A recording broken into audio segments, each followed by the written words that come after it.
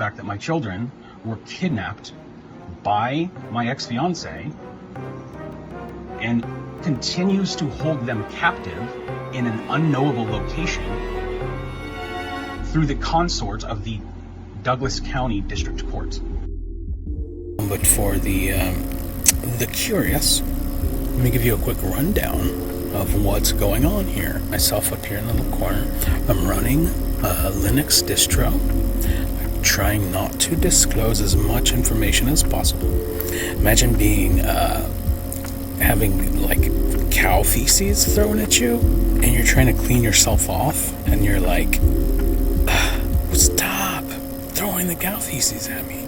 And all the while, the people who are doing it are like, nobody's throwing cow feces at you. You're crazy. See, but you're standing in the middle of shit and you're like trying to convince people who don't believe you. It's the best analogy I can come up with. I don't know why these are... So the metadata on the video is August 2nd is when I spoke to her.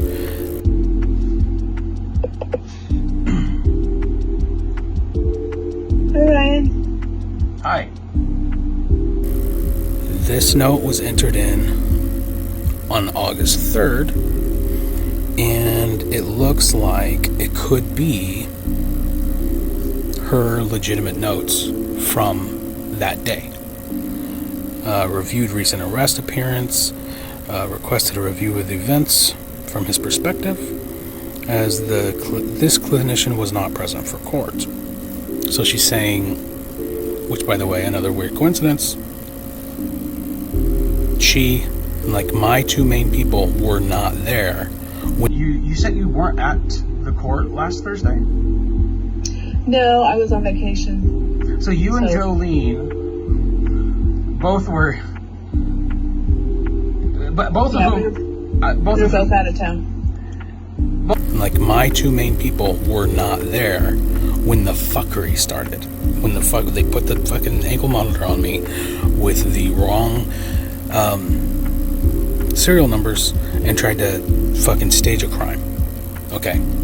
I had spoken to her on the 1st over the phone when they put it on me because I was freaking out. I was like, what the fuck is going on?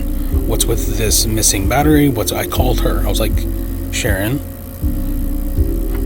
what the fuck is happening?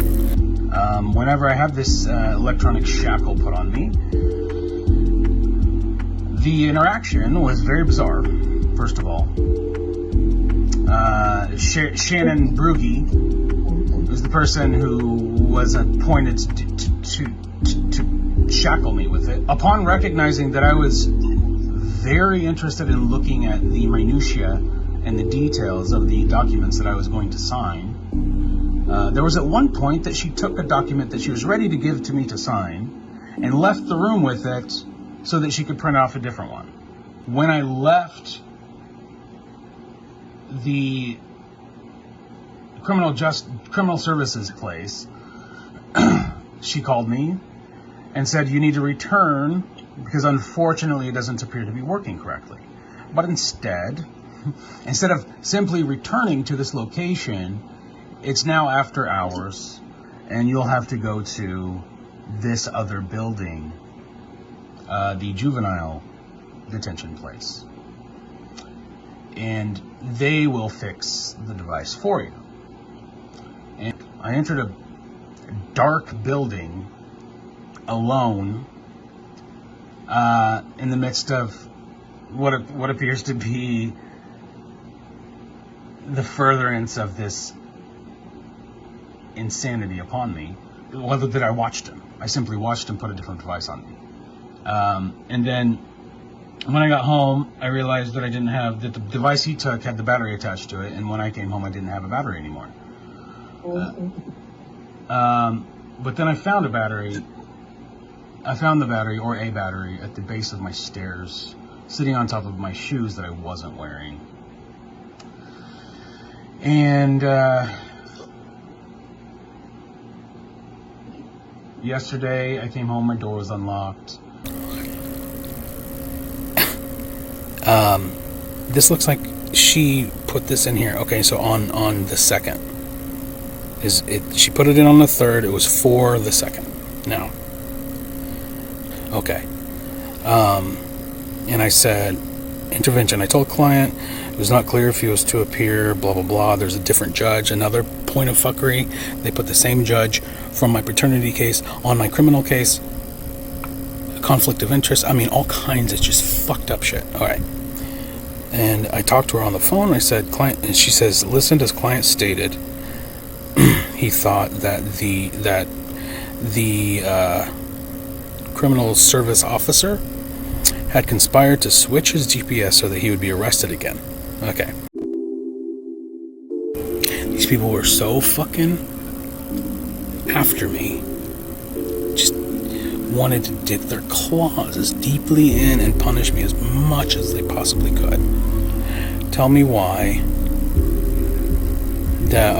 So I was ready to... I had either cut it and fled or at this point. So I cut off my GPS. I cut off my fucking ankle monitor. It's a felony crime. Alright? Tell me why people who were so determined to fuck with me that they charged me with 4 fucking felonies carrying with it. If non-consecutive sentences were doled out on that, I would have been in jail for 20 years for sending text messages to my daughter and poetry about her dead hamster. Okay? Tell me why I committed a felony and they didn't pursue prosecution. If they wanted me that bad, why did they not pursue prosecution on a legitimate felony charge? Because I'm correct. When it come into my apartment to give me a battery, I believe this happened. If you watch the video, when I say it, I'm like, I know it sounds crazy, but the battery was missing and now it's here and my door was unlocked and what the fuck? And so when you said the battery was on the shoes that you didn't wear, yeah, what did you make of that? I thought it was strange. I came in my house wearing my dad toe shoes, and I walk up the stairs with those. Those are the only shoes I wear into my house because they're not really shoes. And I just thought it was very, very strange that I said, hey, I don't have a battery, and then it happened to be that it was at the bottom of the stairs. Perhaps it fell off. Okay. I mean, perhaps it fell off.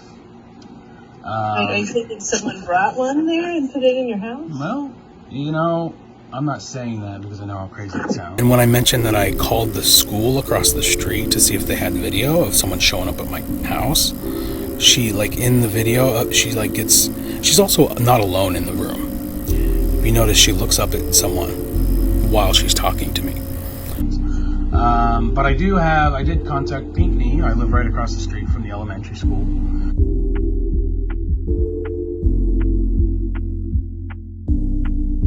And spoke with a very kind woman who said she'd be willing to look over their surveillance and let me know if they find anything. Oh, okay.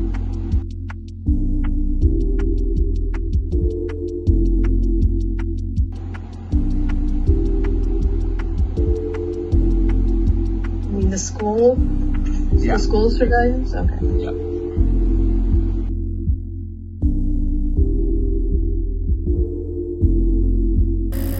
This is the smoking gun. So we had the note before. This one was entered on the 4th. Again, the video interaction was on the 2nd. None of this. I listened as the client reported something that should be taken very seriously. Okay, maybe I didn't in quote. That shouldn't be in quotes. At the end of the day, this has to stop. It has to stop. It's not going to end well. It just won't. It's not going to. I have no other way of saying that. How do you think it's going to end? Unwell. I said, you guys got, this is getting, in the video I said, this is getting pretty fucked up. I did not say this. Client stated that he believes his father and grandmother have schizophrenia, and that he has been very interested in what this means for him. None of this during this session, which is the crucial smoking gun point. I don't know if I've ever mentioned that before. I don't recall saying it to anybody at Bert Nash, but perhaps. But you have to take into context what the fuck is being, like, put together here. Not once during the 1 hour that you can watch yourself did I say anything about my father and grandmother having schizophrenia. Never did I say that I experience events that make me very suspicious of others' motivations, and that I believe some people have a higher degree of possibility of malevolent intentions that they are not aware of. There's more to this world than meets the eye. Again, and you can sense disembodied spirits. This is no. And is trying to figure out how it works. He believes that they can cause physical